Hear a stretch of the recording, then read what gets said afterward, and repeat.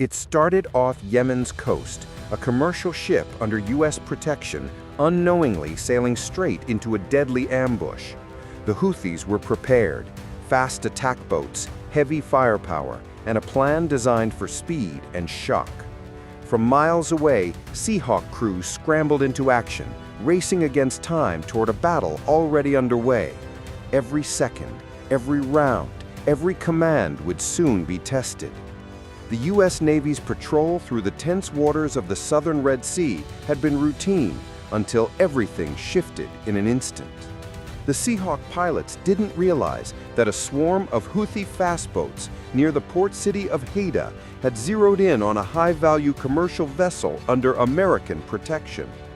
The attack opened with guided missiles and relentless machine gun fire, all directed at the Maersk Hunga, a Singapore-flagged container ship sailing roughly 55 nautical miles off Al-Houda, Yemen. The Houthi strategy was straightforward: strike fast, overwhelm the target, and seize control before the crew could send a distress call. It looked like a flawless operation, except for one critical factor they never anticipated. Without the U.S. Navy's intervention, the outcome could have been far worse. What do you think would have happened?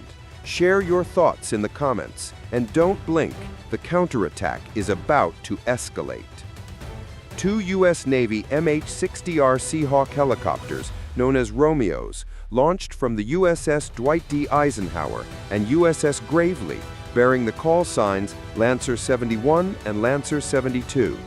Their assignment was clear: patrol the waters, monitor for threats, and respond to any unusual activity across the open sea. At first, it felt like another uneventful mission. Then, in an instant, everything changed. Instead of calm waters, the Seahawks flew straight into an ongoing assault. The Maersk Hunga had already sent a distress call the moment armed Houthi boats appeared on radar. Aboard the vessel were private security contractors from the Trident Group. As the enemy boats closed within 6 nautical miles, the team scrambled to defensive positions, but they were hopelessly outgunned. Armed with only a handful of M4 rifles and M240 machine guns, they were facing opponents wielding rockets, PKMs, and RPGs. The odds were overwhelming. The Houthi boats advanced rapidly, too rapidly, equipped with PKMs and thermobaric RPGs capable of tearing through both steel and flesh. The Maersk Hunga was defenseless. Her security team's small arms couldn't possibly repel a heavy weapons strike. With less than 1 mile left, the attackers were seconds away from boarding. Then the distress signal cut through the airwaves. 2 U.S. Navy MH-60R Seahawk helicopters received the call and immediately accelerated to maximum speed, 160 knots, toward the target. Distance, 26 nautical miles. Estimated arrival, 9 minutes. Too late unless they moved now. The Houthis were moments from taking the ship, but the U.S. Navy was coming, and they were coming fast. Time was slipping away. At their current pace, the Seahawks would take 9 minutes to reach the scene, but that would be 4 or 5 minutes too late. By then, the Houthis would already be on deck. There was no room for hesitation. The pilots had to act immediately. Strike first, strike hard, and stop the enemy before they could make contact. At 6:31 a.m., the helicopter's radar picked up 4 fast-moving targets. Iranian-made Bogamer attack boats, each 7 to 10 meters long, were racing toward the Maersk Hunga at 50 knots in tight formation, their intent unmistakable. On board each craft were 3 to 4 Houthi fighters, armed with PKMs, RPGs, and AK-47s, enough firepower to overwhelm an unarmed cargo ship. 2 of the boats carried even deadlier payloads, Taba-14 thermobaric RPGs. These weren't ordinary rockets. They were designed to destroy ships. Each warhead could penetrate up to 300 millimeters of armor, the kind found on tanks. The Maersk Hunga? Only 25 millimeters of steel plating. One hit and the vessel would be ripped apart. But sheer firepower wasn't the only danger. The entire Houthi strike group was networked, each boat equipped with Starlink, transmitted real-time data back to a command center in Houthi. They weren't just attacking, they were coordinating with surgical precision. UAV feeds, coastal spotters, satellite links. The Houthis had complete visibility of the battlefield. Every movement was timed, every maneuver calculated. This was no random raid. It was a strategic, coordinated assault, executed down to the second, rooted in Iran's doctrine of asymmetric warfare. And for the Mersk-Hunga, time was almost up. The Mersk-Hunga carried no heavy armament, but she wasn't undefended. Her security team was at their posts, fingers clenched on triggers. At 1,800 meters, the first rounds cracked. From hardened positions on the stern and port side, M240B machine guns opened suppressive fire. One attacking boat took a hit, belching smoke as it fell back. But the others pressed on, formation intact, speed relentless. In seconds, the distance shrank to about 600 meters, well inside RPG range. Then, like a thunderclap, the battle escalated. The defenders barely held. One Houthi boat was struck dead on. Its rudder shattered, it spun and drifted off. Still, the others charged. From the second boat, an RPG screamed in, carving a white-hot arc across the sky and detonating roughly 3 meters from the Mersk-Hunga's bridge. Any closer, and the command center would have been wiped out. No rudder, no orders, no escape. The crew braced for catastrophe. Then the heavens answered. The Seahawks dove in, engines howling, guns lighting up the sea. The cavalry had arrived just in time. The security team's ferocious defense had forced the attackers to stall at 600 meters, close enough to shoot, but not to board. That brutal, costly pause bought Lancer 71 and Lancer 72 the seconds they needed. By 6:39, the Seahawks were down to 1 mile out, and the order came through. Weapons free. Time to select targets and hit them hard. Under each helicopter, the APG-153V radar swept the battlefield. It had detected all 4 boats from 42 kilometers away, but sea clutter made locks difficult. With 32 contacts cluttering the screen, the pilots flipped to narrow pulse mode, sending bursts only 0.5 to 1 microsecond long. The adjustment punched through the noise, isolating true threats and tracking speed, heading, even silhouette. The counterattack was underway. The radar gave the Romeos a precise firing picture. With cutting-edge systems, the Seahawks didn't have to guess.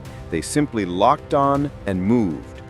Their APG-153 radar carried a secret edge, MTI mode, Moving Target Indicator. As the enemy boats shifted, the radar detected tiny changes in reflected energy, a Doppler shift, like a siren's pitch sliding as it passes, except with radio waves instead of sound.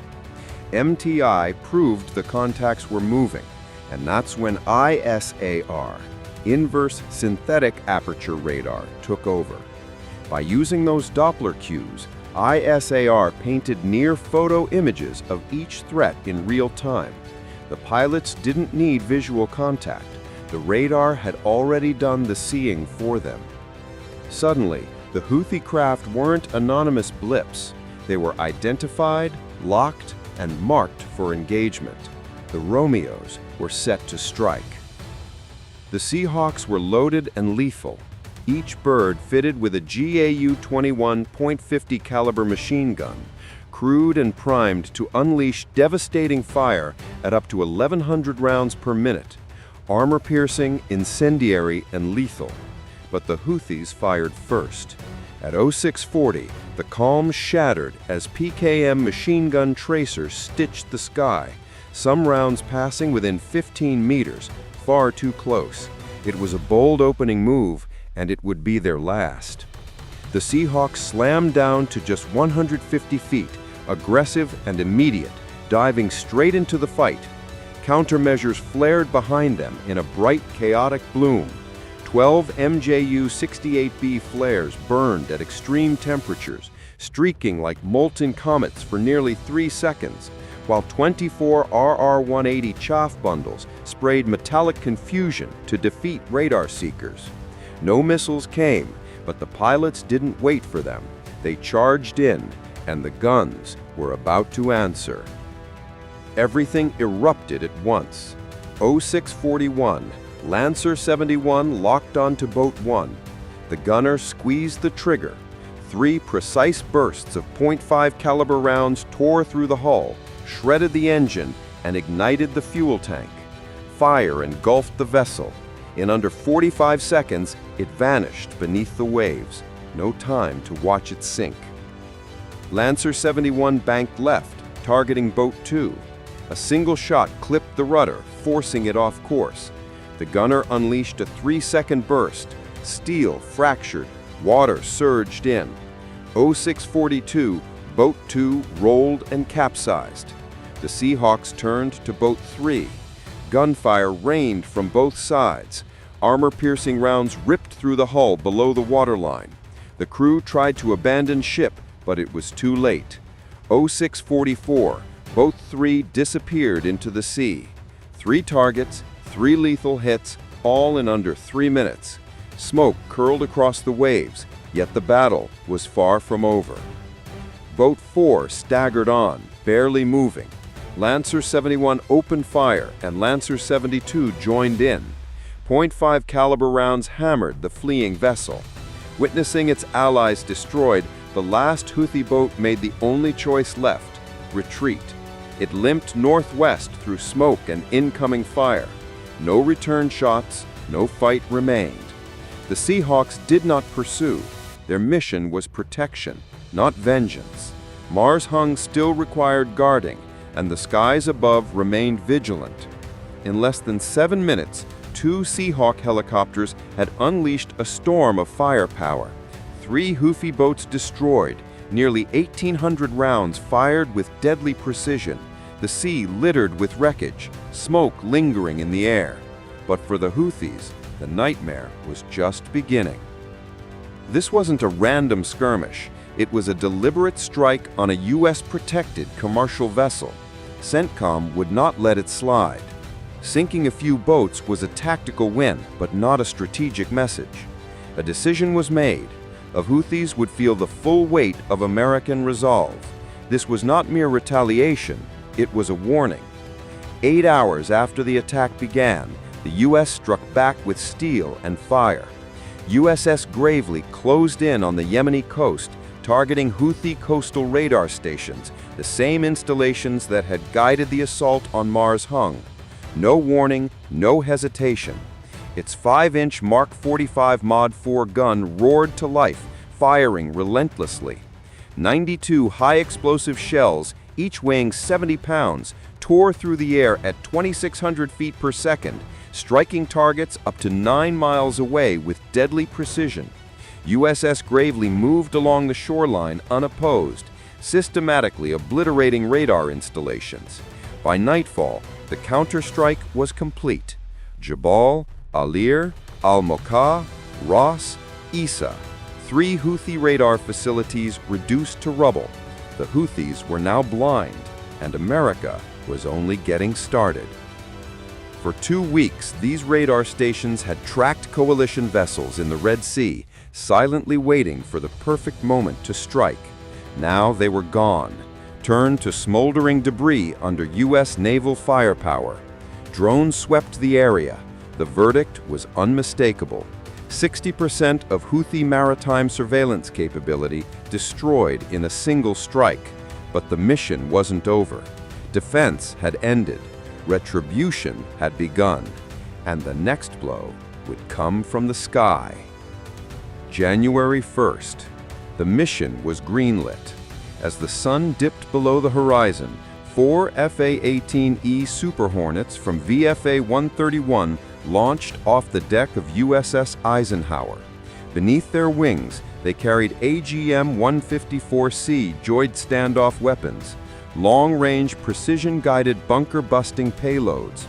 Each JSAW packed a 500-pound Broach warhead, capable of piercing nearly 4 meters of reinforced concrete. Once inside, molten metal jets erupted at 14 kilometers per second, vaporizing everything in their path. At 1843, all 4 missiles struck. Fireballs lit the night sky. Secondary explosions rocked munition stores. Fuel ignited. Intelligence confirmed the strike's effects. 18 Casif drones destroyed. 4 Noor anti-ship missiles eliminated. Multiple guidance and control systems obliterated. 2 Iranian advisors and 12 Houthi militants killed. This was more than an airstrike. It was a message. America was no longer just defending, it was hunting. The Houthis had just felt the first blow. If you think the US Navy acted just in time, give this video a like. It was a brutal battle, but the war is far from over. Subscribe and turn on notifications so you don't miss the next chapter in this unfolding conflict.